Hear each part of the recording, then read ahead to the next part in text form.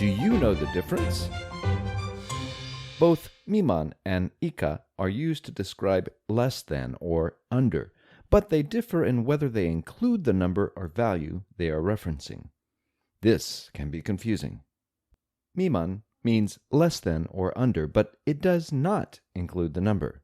Ika means less than or equal to, and it includes the number.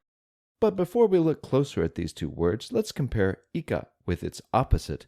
以上 Ijo means more than or equal to, and ika means less than or equal to. They both include the number or value. If you think of the first kanji, I, as being the number or value in question, and we can either go up or down from there, it should be fairly easy to grasp. For example, 18歳以上 means 18-year-old or older, and 18歳以下 means 18-year-old or younger. Both include people who are 18 years old. But what if we wanted to exclude 18-year-olds?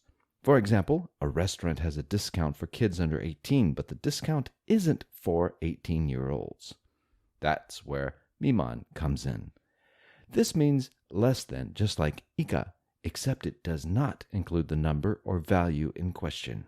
Take a look at this graph. Ijo means greater than or equal to 10 in this case, and ika means less than or equal to 10.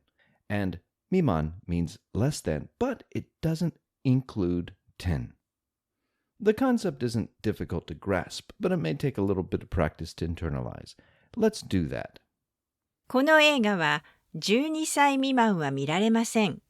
Children under 12 years old cannot watch this movie. It's miman, so it doesn't include the 12-year-olds. この映画は12歳以下が無料です。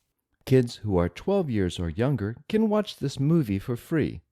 Ika, so it does include the age of 12. 送料は500円未満の購入の場合、別料金です。 Shipping is extra for purchases less than 500 yen. Miman, therefore 500 yen would not incur the fee. この商品は500円以下で買えます。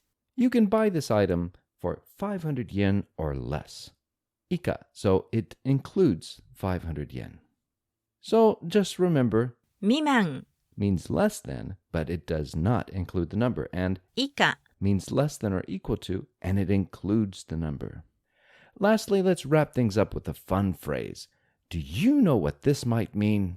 友達以上恋人未満 It means more than friends, but less than lovers. It describes a good friendship between a man and a woman, but they're not lovers. This phrase uses ijo to show that they are friends, and even more than friends. It includes friendship, but it also goes beyond friendship. But then miman shows that they're not quite at the level of lovers. It is below lovers, but it does not include the level of being a lover. Here's an example sentence to wrap things up.